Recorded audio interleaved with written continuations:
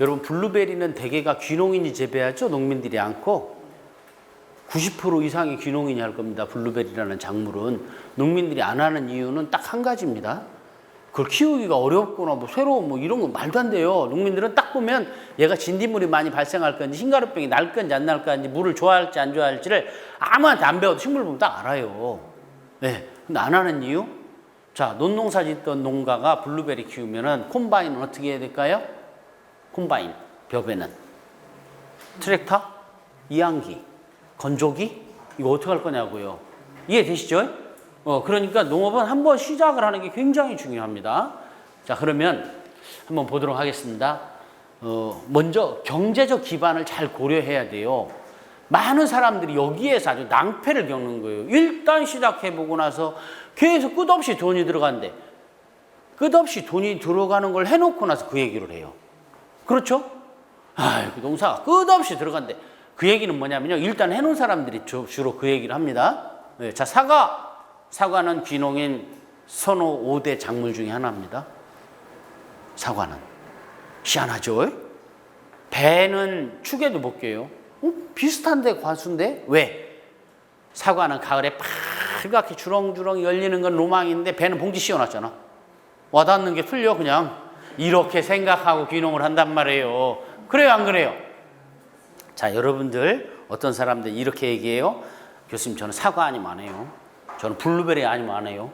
저는 표고 하려고 그래요. 왜? 사과를, 블루베리를, 표고를, 메론을 키우기 위한 역사적 사명을 띠고 이 땅에 태어난 거예요? 네? 왜? 도시에서 발목 잡혀 사는 게 싫어서 자유롭게 살겠다고 귀농하면서 시작도 하기 전부터 사과로 블루베리로 메론으로 막 내 발목을 칭칭 감아매면 안 되는 거죠.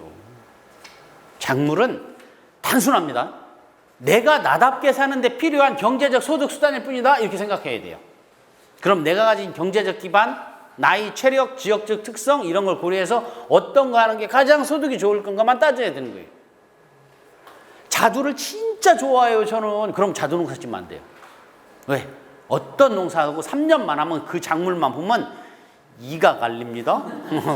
그 좋아하는 자두 이 갈리기 싫으면 한 나무만 집에다 심어놔야 돼. 그러니까 작물은 그렇게 접근하면 안 돼요. 자, 그럼 한번 봅시다. 첫 번째 읽어보세요. 그렇죠. 경제적 기반을 잘 따져서 가지 않고 하면서 끝도 없이 돈이 들어가 이 생각하면 안 되는 이유를 내가 하나 설명해 줄게요. 사과 농사를 지려면 먼저 땅을 사야 돼요. 그렇죠? 여러분 농업은 굉장히 중요한 것 중에 하나가 어떤 작물을 하더라도 부부 경영 규모를 잘 지켜야 돼요. 부부 경영 규모보다 적게 한다?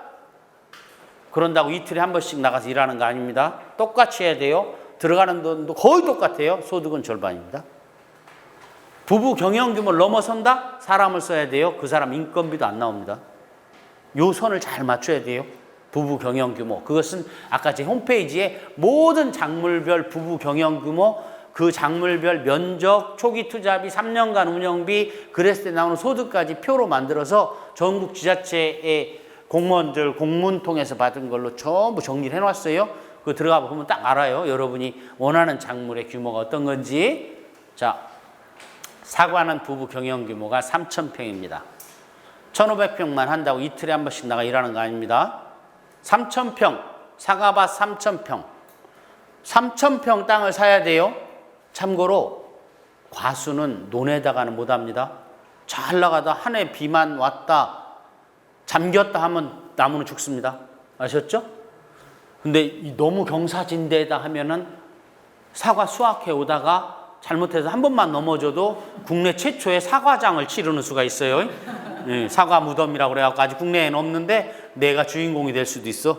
이거 완만한 경사지 면서 아까 봤죠? 사과밭 3,000평에서 딴 사과를 차가 안 들어가면 지게로 전해야 되잖아요. 그러면 차가 들어갈 수 있으면서 3,000평이면서 완만한 경사지 땅값은 얼마나 할까요? 평당? 10만 원 주고 어디 가서 과수원 땅을 구하려고 하면 자칫하면 옛날에 멍석말이라는 게 있었는데 그 또 주인공이 될 수도 있어요. 예, 그래 10만 원이라고 쳐요. 그러면 저도 그래 10만 원이라고 쳤습니다. 자, 3,000평이면 얼마입니까? 이거 어떻게인가 되겠지? 안 됩니다. 그렇죠? 그 다음에 사과나무를 심으려면 암거배수라고 해갖고 땅을 파고 밑에 주름관을 넣어서 구멍 뚫린 주름관을 쫙쫙 넣어놔야 물이 쫙쫙 빠집니다. 그리고 사과나무는 요새는 3m, 4m 이로 키우는 거기 때문에 지주대를 파이프로 해서 쫙 해놨죠. 요것이 암거배수하고 또 나무를 사다 심어야 사과가 열립니다. 파워포인트로 열리지 않습니다. 묘목값, 지주대값 한 평당 5만 원이야. 3,000평이면 얼마? 그럼 여기까지 얼마입니까? 4억 5천. 그 다음에 이게 뭐예요?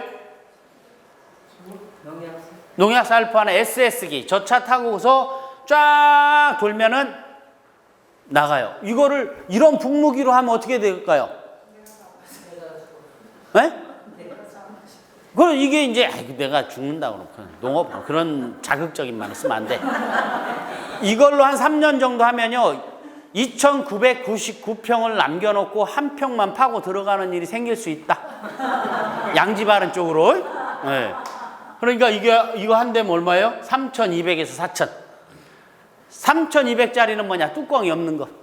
근데 막 농약이 들어오지. 방독면 쓰고 해도 묻잖아. 4,000은 뭐냐? 뚜껑이 딱 있고 에어컨도 나오는 거. 근데 나이가 70 넘으면 뚜껑 있는 걸 할 필요는 없어요. 뚜껑 없는 거에서 농약을 맞아도 이 농약이 발현되는데 한 30년 걸리기 때문에 어쨌거나 3,200에서 4,000 정도 든다. 자, 관정을 파야 될까요? 안 파야 될까요? 100%입니다. 관정을 파야 돼. 이거는. 그래야 감을 때 물을 쫙쫙 대줘야 돼요. 그리고 이제 지금부터 이제 야간 온도가 조금씩 떨어지죠. 요때 야간 온도를 팍팍 떨어뜨려줘야 돼. 과일은 낮과 밤의 온도 차이가 커야 막 당도가 산미가 팍팍 생기는 거예요. 여러분 지금만 해도 아니면 이제 한 달쯤만 있다가 저녁에 누가 물 뿌리면 엄청 쳐요, 안 쳐요? 얼진 않아도 엄청 춥죠? 경우에 따라서는 야간 온도 안 내려가면 스프링클러로 물도 뿌려줘야 되고 기본적으로 밑에 가물잖아. 관정을 파야 돼요. 큰 관정 하나에 1,000만 원이요. 네, 이걸 뭐 내가 이걸로 팔 수가 없어. 내가 파는 사람 옛날에는 자기가 팠는데 파다 안 되면 그냥 들어가고 말어. 어려워요. 1,000만 원. 저온 저장고가 있어야 되겠죠? 왜? 하루에 다 못 팔잖아요. 그럼 그냥 저온 저장고면 안 돼. 왜? 그렇게 치면 사과 사다가 냉장고 넣어놓으면 몇 달이고 막 싱싱합니까? 쭈글쭈글해지잖아. 봐봐. 숨 쉬지 말라고 이산화탄소 발생기가 있어하고 CA 저장이라고 하는데 그걸 보고 이산화탄소 농도를 일정 수준으로 맞춰주고 이 과일에서 나오는 노하우로만 에틸렌가스를 잡아주는 막 이런 게 있어야 돼. 그러면은 1억 5천. 이제 계산 끝나. 이제 그만하지. 지금 표정에서 아까 막 계산하다가 에이씨 나네. 표정이. 네. 사과 선별기 있어야 돼요, 없어야 돼요? 선별기 있어야지. 가서 부인하고 둘이 주방용 거울로 이렇게 하나씩 도란도란 사과 다 깨져. 그랬다가는 남성분들 특히 귀농한다고 할 때 절반 이상이 이렇게 대답합니다. 도시에서 직장 생활할 때 가족들 얼굴 볼 시간도 없고 밤낮 없이 일만 했는데 귀농하면 그래도 하루 종일 자기 식구들하고 와이프하고 같이 있을 수 있대. 근데 와이프가 귀농을 싫어하는 것도 아닌데 원래 그런 거 키우는 거 좋아하는데 이상하게 반대한대. 왜? 하루 종일 같이 있다고 한 게 화근이요. 그것 때문에 안 한다고. 저거는 기계로 싹 돌리는 거예요. 알았죠? 네, 그러면 2,000만 원. 그냥 소소한 게 그렇습니다. 자기 집에서만 3,000평 하는 사람이 자기가 쓰는 거 공동 선별하는 데 쓰는 게 아니고 이게 없으면 어떡할 거예요 그러면? 자기가 저울로 한 개씩 올려 해볼 거예요? 말도 안 되는 소리죠. 자, 과수원은 대개가 밑에 풀이 막 나요. 요새 제초제 안 뿌리고 이제 깎잖아. 예초기로 3,000평 깎으면 저녁에 잘 때 손이 막 이렇게 돼. 가만히 있어도. 이 왕복 에너지를 전기 에너지로 바꿔와서 뭐 방에 불 켤 수 있는 사람 켜도 되는데 계속 이러고 잘 거예요? 요새는 승용 제초기가 있다. 승용 제초기. 내지는 트랙터 뒤에 달고 쫙 돌잖아요. 그죠? 트럭 있어야죠? 안 그럼 어떻게 지게로 줘내리냐고 이걸. 경운기다가 털털털털 그럼 사과 다 깨져요. 골병 들어. 사과나무가 3m, 4m 되는데 사과는 총상화서라고 그래갖고 한 꼬투리에 이만큼씩 열려. 다 열매가 맺어. 이거 한 개만 남기고 다 따주지 않으면은 사과가 아니라 자두가 돼. 자두. 전부 따줘야 돼. 그냥 바글바글하게 열려 있는 거예요. 한 나무에. 그럼 사다리 타고 올라가서 가지고 내려와서 옆에다 놓고 또 올라가고 옆에다 또 올라가고. 사과를 많이 하는 지역에 읍내 정형외과가 왜 많은지 알아요? 사다리에서 떨어져 갖고. 그래서 어떻게 해야 된다? 이런 고설재배, 고설기를 다 대부분 갖고 있어요. 여기 이만큼 남았는데 어떻게 그만할까요? 해버려?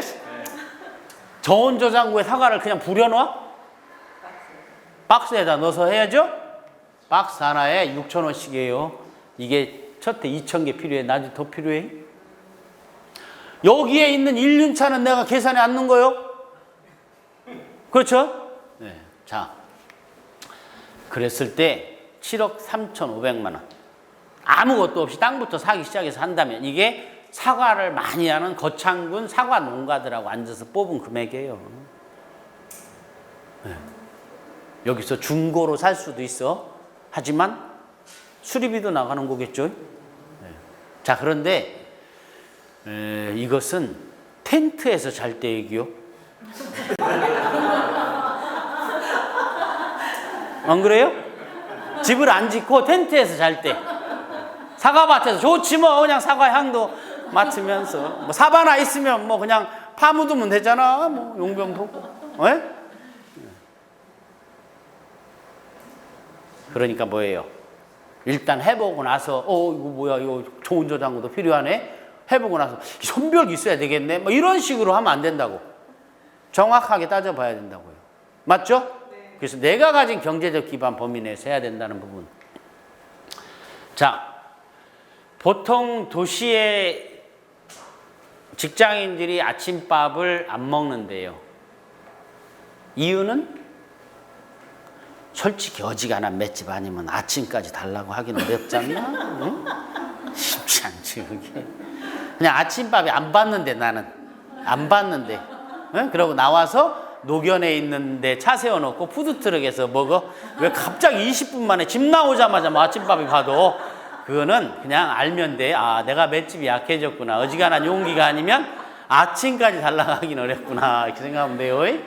그러니까 여러 가지가 있죠. 뭐 시간이 없기도 하고, 뭐 더 자고 싶고 바쁘고. 도시 생활은 그런 거야. 그죠? 하지만 시골 생활은 그래요? 아니, 그 안테나 옆에다 옛날에 애호박 하나 딱 심어 놓으면 어지간히 부지런한 사람도 하는 사이에 늙은 호박이 나와버려. 하나로 충분해요. 된장도 직접 담지. 내과에 가면 요새는 뭐 우리가 한 10수년 전부터 어독성 농약이 통제가 돼가지고 다슬기도 바글바글 하잖아요. 잠깐 몇 시간 잡으면 뭐 잔뜩 잡어. 된장찌개 착 끓여 먹고. 시골 생활에 그래도 묘미죠. 그죠? 아침에 누가 쫓아오는 것도 아닌데 부인하고 차도 한 잔 마시고. 이제 오이 농사 한번 줘볼게요. 오이 농사. 네, 오이 농사는 한 번에 부부 경영 규모가 200평 하우스 7에서 8동쯤 돼요. 그러면 투자비가 한 2억쯤 들어가는데 1년에 한 1억 4천 정도 나와. 그러면 거기에 생산비 50%라고 보면 돼, 농업은. 그러면 7천 되면 부부가 할 만하잖아요. 그죠? 네, 그래서 오이 농사 이렇게 지면 오이는 내가 따서 내가 가락동 가져가는 게 아니고 마을에다 이렇게 내놓으면 장목반에서 싣고 가서 그날의 시세대로 크기 모양 색택에 따라서 문자가 딱 와. 얼마다 이렇게. 나는 가가지고 뭐 하엽진 것도 따야 되고 오이가 막 타고 올라가거든. 그러면 이거 빨래찌개 같이 생긴 게 그거예요. 이렇게 하고 오이를 자꾸 내려야 돼. 내리려면 밑에 하엽된 것을 자꾸 따내서 줄기만 남겨놓고 또아리처럼 계속 틀면서 내려야 돼 이걸. 안 그러면 여기에도 녹균병, 흰가루병도 나고 그래요. 그럼 어떻게 된다? 보면은 오이를 4시 반부터는 일어나 따야 돼. 아니 10시, 11시에 저게 나가는데 5분만 늦어도 가락동 한국청과에 서울청과에 경매시간 늦었다 하면은 차에서 내리지도 못하고 다시 싣고 와야 돼. 그 책임을 누가 져요? 무조건 출발입니다. 그럼 몇 시부터 따야 된다? 그러면 아침 어떻게? 아침 막 보글보글 된장찌개는 미뤄야죠. 미루고 이제 실어 놓고 와서 먹는 거지 뭐. 실어다 주고 좀 늦게 먹는 거죠. 그죠? 그래서 이제 이게 보면은 이 8.5m에 80m쯤 되는 게 7, 8동 되는 거예요. 한 동에 6줄 심고 38cm 간격으로 치고 이걸 전부 줄내림을 해야 돼. 이파리도 따야 되고. 그러면 이제 결국은 어떻게 된다? 된장국을 끓여 먹는다? 못 끓여 먹는다? 조금 쉽지 않아. 냇가에 가서 농사철에 다슬기를 잡는다? 그러면 동네 사람들이 아유, 참 귀농해서 참 고생하더니 됐구먼. 제정신에 가서 다슬기 잡는 사람은 없다. 그러니까 여러분 시골에 가고 시골 사람들한테 아 여기 빈 땅 뭐 하냐고 여기다 좀 아욱이고 뭐고 갈아 먹으면 되지. 시골 사람이 이렇게 합니다. 네가 와서 해봐라. 장에 가서 사다 먹는 게 훨씬 싸다. 언제 그걸 갈아 먹고 있냐 이 얘기하죠, 그죠? 그런 거예요. 예. 그래서 결국은 어떻게 합니까? 아침에 나올 때 밥하고 장아찌를 싸와. 그래서 오이를 상차하고 나서 이 오이 수확 상자 3개를 딱 놓고 박스 파진한 걸 가운데 깔아. 그러고서 둘이 앉아서 밥을 물에 말아서 자 여기서 문제. 자 밥을 물에 말아서 장아찌랑 1번 먹는다. 2번 마신다. 몇 번? 마신다. 아셨죠? 네. 그럼 안 그러면 저거 누가 해줄 거예요? 그래요 안 그래요? 이 얘기는 무슨 얘기냐? 시설하우스는 투자해서 하면은 소득이 상대적으로 높아요. 아까 부부 경영 규모 정도 하면은 한 1억 4천쯤 되고 거기에서 생산비 50% 치면은 한 7천은 된다고 했잖아요. 그거는 무슨 농가의 하루요? 52세 전에 시작해야 되는 거예요. 왜? 시설은 한 번 해놓으면 10년 이상 가거든. 근데 60 넘어서 하면은 70까지 저렇게 할 거예요? 그 생각을 해야죠. 그죠? 그러니까 내가 나이나 체력도 고려해야 된다. 아까는 경제적 기반도 고려해야 되지만 젊은 사람들은 상대적으로 체력은 좀 있고 경제적 기반이 약하니까 시설하우스 이런 걸 하지만 은퇴하고 나서 저걸 한다? 여러 가지 고려해 봐야 돼요. 그거는 정말로. 꼭 하고 싶은 사람들은 노하우가 또 하나 있네. 명강사는 문제만 나열하지 않아요. 항상 해결 방안을 같이 주죠. 여러분 어제도 제가 집에서 우리 자매님께서 양파를 사오라고 하셔가지고 마트에서 양파를 샀는데 한 5개 들었더라고. 요새 양파는 양파자루 요만하잖아요. 맞죠? 이거를 버리면 안 돼요. 이거를 몇 장은 차곡차곡 모았다 가야 돼요. 그리고 입도넛도 버리면 안 돼. 가서 양수기라도 싸매야지 동파를 안 합니다. 양파자루 꼭 가져가야 돼. 이거는 어디 가도 안 가르쳐 주는 건데요. 내가 현장을 많이 다니면 배운 거야. 그거를 지혜로운 사람들은 여기다 하나를 차고 해요. 그래야지 뼈 빠질 때마다 주워 담아놓는 거야. 그래야 나중에 뼈가 빠집니다. 이런 게. 아셨죠? 그러니까 뭐예요? 나이나 체력도 고려해야 된다. 장목을 정할 때. 아까 처음에 뭐 고려해야 된다? 경제적 기반. 그래서 이런 부분들을 잘 고려해서 해야 되고 그 다음에 지역적 특성. 예를 들어서 상추를 키우는 건 어떤 농민도 다 30년 시골 산 사람은 30번 상추를 갈아 먹었거든. 하지만 한 번도 출하해보진 않았어. 그렇죠? 내가 상추 농사를 아무리 잘 져도 수확은 동네 사람들이 와서 해주지 않는 한 당해낼 수가 없어요. 그러면 어떻게 돼? 상추를 많이 하는 지역은 박스 안에다 이렇게 저 그림에 있는 것 같은 거를 만들어서 딱 끼고 따는데 여기서 이미 자동으로 손바닥만한 걸 따서 내려놓으면 착착착착 가라앉아. 저걸 딱 가운데 있는 걸 빼면은 이렇게 담겨져. 상추 많이 하는 지역은. 근데 상추 안 하는 지역에 가서 내가 상추 기술을 배워서 상추를 하면은 이렇게 담어. 당연하겠죠? 그러면 여기서 이미 30% 가격이 떨어져. 아무도 안 하는 데가 사면 이렇게 돼요. 네. 깻잎. 사람은 앞과 뒤가 같아야 돼요? 달라야 돼요? 신랑이 앞가디가 다른 거예요. 자, 사람은 앞가디가 요새 하도 TV에 다른 사람 많이 나와갖고 안 모시기 뭐 많잖아요. 근데 사람은 앞가디가 같아야 되지만 깻잎은 앞가디가 달라야 돼. 앞에는 연두색, 뒤에는 자색.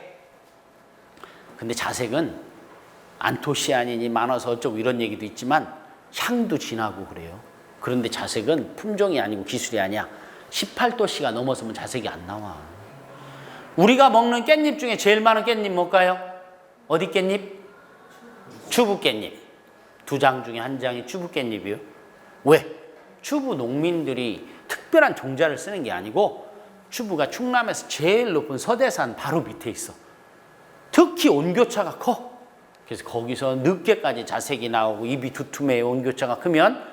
그러면 식당 주인들이 입이 얇아서 씻어서 놓자마자 축 처지는 깻잎을 좋아할까? 두툼한 걸 좋아할까? 두툼한 걸 좋아하지. 그래서 그런 거예요. 그거를 나주에서는 배가 잘 되지만 나주에서 막 깻잎 농사 지어도 절대 저게 나오질 않아. 그래서 지역적 특성을 잘 고려해야 된다. 자, 나주 사람들은 하루에 배를 5,000장을 씌워 봉지를. 추부 사람들은 1,000장밖에 못 씌워요. 씌워봤어야지. 1,000장도 지난번처럼 바람 불으면 200장은 날라가. 이해되시죠? 그래서 그런 지역적 특성을 잘 고려해야 된다. 논산하면 딸기, 청양, 고추, 예산, 사과. 무슨 소리냐? 그 지역에 가면 논산 가면 딸기 보조 사업이 많아. 논산 읍내 농약방에 가면 딸기 자재가 다 있어. 청양 가면 고추가 그렇고 예산 가면 사과가 그래. 그래요, 안 그래요? 아무 지원도 안 받고 농사 짓는다는 건 쉽지 않아요. 그래서 바로 자, 한번 요 얘기는 메모하거나 한번 따라해 봐요. 지역이 결정됐으면 그 지역에 특화된 품목을 우선적으로 검토한다. 품목이 결정됐으면 그 품목이 특화된 지역을 우선적으로 검토한다. 그죠? 그러니까 예산에 가면 한 집 건너 한 집에 사과 달인이 있는데 논산에는 딸기 달인만 있어. 누구한테 물어볼래도 물어볼 데가 없어. 예산에는 딸기 담당 공무원이 있지만 논산에는 없고, 논산에는 딸기 담당 공무원이 있지만 예산에는 없고, 예산에는 사과 담당 공무원이 있고, 기술센터 사과대학이 운영되지만 논산에는 딸기만. 이해되시죠? 네, 그런 것을 잘 고려할 때 우리가 100m 달리기 할 때 30m, 40m 앞에서 달리는 거랑 비슷하다. 이해되시죠? 네, 이런 부분들. 네, 그 다음에 이제 자, 경제적 기반, 나이, 체력, 지역적 특성을 잘 고려해서 정해야 되는 거고, 그 다음에 이런 부분이 있어요. 자, 얼마 안 있다 이제 추석이에요. 여러분, 후지라는 사과는 동그랗지가 않아. 살짝 찌그러졌어. 쪼갤라고 생각할 때 한번 기억해봐요. 그죠? 후지는 찌그러져도 아무 문제가 없어. 그런데 3,000평 농사 짓다 보면 안 찌그러진 것도 몇십 박스 나올까 안 나올까? 나오겠죠. 어떤 시기에는 후지가 맛과 당도 다 필요 없어. 동그라면 비쌀 때가 있어. 그렇지. 그러면 어떻게 된다? 사과를 수확했을 때 동그란 건 몇십 박스 따로 빼놨다가 언제 출하한다? 그렇죠. 이런 게 여러분들이 농사의 달인들도 어렵다고 뻥뻥 나와 떨어지는데 가진 동전의 한 면이에요. 시장을 바라봐야 돼. 땅만 바라보고 농사 짓지 말고 시장 바라보고 농업하는 마인드? 이런 게 되게 필요해요. 여러분들은 농업에 아직 고정관념이 없기 때문에 자꾸 그런 걸 받아들일 수 있고 시도할 수 있다는 부분들이 장점인 거예요. 어제 마트에 갔는데 하나로 클럽에 복숭아가 이렇게 생겼어요. 특징 뭐예요? 골 파진 게 일자로 돼 있잖아. 가락동에서는 이렇게 담아낸 게 비싸. 자, 눈여겨 마트에 가서 보세요. 비싼 복숭아, 고급 복숭아는 줄을 맞춰 놓고 있다. 왜? 말도 안 돼. 자, 식당에서 김치찌개 하는 식당이에요. 근데 한 손님이 막 짜대. 그러면 안 짜요. 다 잘 먹는데 다음부터 올 거야 안 올 거야 이 집. 근데 다음부터 그럼 미리 얘기해 주 좀 덜 짜게 해드릴게요. 다음부터 올 거야 안 올 거예요. 손님이 짜다면 짜다. 알았죠? 왜 그런가 따지지 마요. 그냥 손님이 짜다면 짜다. 네, 가락동에서는 이게 비쌉니다. 수박은 운반하기 편하게 밑으로 꼭지를 딱 바짝 자르는 게 좋을지 모르지만 돼지꼬리로 남겨있는 걸 비싸게 봐도 그래요, 안 그래요? 자, 비가 많이 와. 수박 많이 하는 데가 어디예요? 고창? 고창에 지금 막 비가 많이 와. 자, 수박을 수확해야 될까요? 말아야 될까요? 수박을. 비 오는데? 그러면 해가 쨍쨍 내리죠? 수박을 수확할까요? 안 해야 될까요? 자, 다시 물어볼게요, 그러면. 자, 수박은 고창에서 많이 생산하지만 어디에서 많이 먹어? 서울에서. 그러면 고창에 비 오는 게 중요해요? 서울에 비 오는 게 중요해요? 자, 그러면 내일 모레 서울에 비가 많이 온다. 그러면 고창이 아무리 해가 쨍쨍 내렸지도 수박을 수확해서 올려야 돼요? 말아야 돼요? 말아야지. 비 오는 날 누가 수박을 사 먹어? 3,000원이 깎여? 오늘 비가 고창에 억수같이 쏟아져도 내일하고 모레 서울은 엄청 덥대. 수박을 비 맞으면서도 수확을 해야 돼요? 안 해야 돼요? 해야 되지. 이런 거. 그러니까 농민들 중에도 아이 저 자식은 나보다 농사기술 떨어지는데 조상묘를 잘 썼나? 그것도 가격을 잘 받는데 뭔가 있는 겁니다. 그런 거에 자꾸 주목을 해야지. 지금은 종자도 좋아지고 자재도 좋아지고 기술도 좋아져가지고요. 어느 정도만 하면 비슷합니다. 문제는 못 키우는 농민은 없다. 못 파는 농민만 있다. 근데 못 파는 농민도 없다. 제값 받고 못 파는 농민만 있다. 그죠? 제값을 받으려면 이런 머리도 써야 돼요. 어떻게 해서라도 키울 생각만 하지 말고, 어떤 귀농이는 자두를 키웠는데 얼룩지고 보기 안 좋으니까 부부가 사이가 좋았나 봐. 둘이 나란히 앉아가지고 우리 집 같으면 자두 다 깨질 텐데 마른 수건으로 싹 닦아서 출하를 해갖고 가격을 30% 덜 받았대요. 상인들은 얼룩이 져도 분이 있는 거 하얀 이게 당도가 높다고 그래갖고 비싸게 받는다. 그래서 가락동 시장을 계속 가야 돼. 농사 지려면은. 자, 뭐 하여튼 오늘은 여기까지만 하고요. 제가 이제 시간이 다 됐으니까 원래 명강사는 30분 일찍 끝내는 건데 내가 저 직원들이 계속 와 있어갖고 끝낼 수가 없어 오늘은. 자, 오늘 내용 한번 정리해 볼게요. 농촌이라는 것은 우리는 이 공업입국 대한민국에서 앞으로도 계속 어렵다. 소비량은 줄고 공급량은 늘고. 하지만 대한민국 농촌이 어렵다고 내 농업까지 비례해서 꼭 어려울 부분은 없다. 다만 귀농이라는 것은 이제 단순하게 시골로 이주해 살거나 농부로 직업을 전하는 게 아니고 각자 정말 살아가는 방식을 바꾸다시피 하는 건데, 그러자면 왜 시골에 가서 살겠다고 하는 건가에 대해서 적어도 부부는 공감할 수 있는 이유 찾기를 한두 줄 글로 써서 해야 되는데 그게 한 2년은 걸리더라. 2년. 그게 되고 나면 지역에 가서도 덜컥 농사 짓지 말고 1년 동안은 남의 집 일도 다니고 이렇게 하면서 이 동네에 내가 아무리 상추를 키워봐도 수확할 사람이 없네. 자갈론인지 수렁론인지 뭐 이런 시간을 1년 정도 가져야 된다. 그래서 귀농은 2+1이다. 그리고 시골에 있는 사람들이 곳간에서 임신 난다고 수십 년 이렇게 어렵게 왔는데 어찌 보면 뒤틀어질 대로 틀어졌다. 하지만 한편으로 우리가 이렇게 산업화 근대화 도시와 이렇게 잘 살게 된 배경에는 한편으로 아까 쌀값에서 얘기했듯이 농업 농촌이 수탈당하고 희생당한 부분이 있다 이거죠.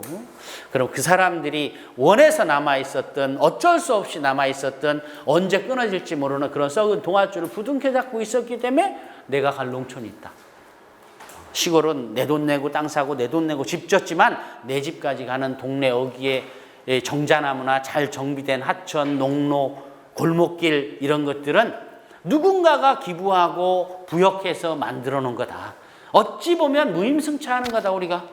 결국 그 어렵게 힘들게 그곳을 지켜온 그 사람들의 공로를 인정하고 멀리서 봤을 때 진짜 짙푸른 가로수가 막 쫙 있지만 가까이 가서 보면 아주 짙은 그늘이 그 밑에 있다.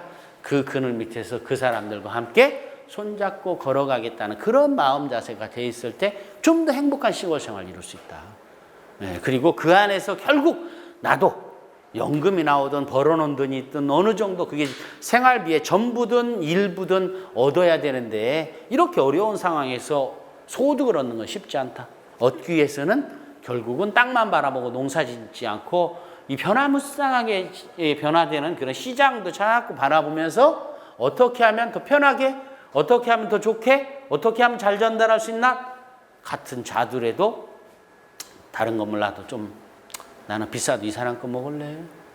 이런 가치를 뭔가 만들어내야 된다. 그러면 떼돈은 벌지 못하지만 농촌에서 살면서 약간의 소득을 얻어가면서 살 수 있다. 네, 뭐 이런 식으로 오늘 이렇게 마무리를 뭐 할 텐데 혹시 시간도 거의 다 돼가는데 눈치 없이 질문할 사람 있으면 해보려면 한번 해보든지요. 그래도 아까 한 10분 정도 남았습니다. 네.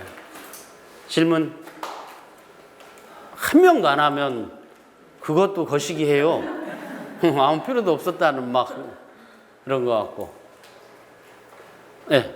연근 농사 짓기가 아주 힘들죠. 연근 농사요? 네. 캐는 게 너무 힘들어. 기계화가 잘 많이 안 돼 있죠. 근데 연근은 정말 저는 연근주의자야. 왜? 쌀이 남아가지고 보관료만 몇 천억이 든다고 하고 자꾸 쌀 남으니까 논에다 다른 작물 심게 유도해서 보조금 주고 저는 저렇게 논 면적 줄어드는 거 참 재앙적이라고 보거든요. 연근은 논보다 뚝이 훨씬 높아. 그래갖고 이 담수 기능이 3배 이상 많아. 그리고 연은 수질 정화 기능이 뛰어나요. 벼하고는 비교도 안 돼. 벼는 5월에서 10월 사이에 일시적으로만 물을 담지만 연은 연중 담아놔. 지하수확보도 말할 것도 없어. 이게 높으니까 홍수 수술 기능도 막 2~3배 돼. 연은 경관도 벼는 황금 물결일 때 일시적이지만 연중 정말 경관적 가치도 있고 또 연은 뿌리 먹어요, 안 먹어요?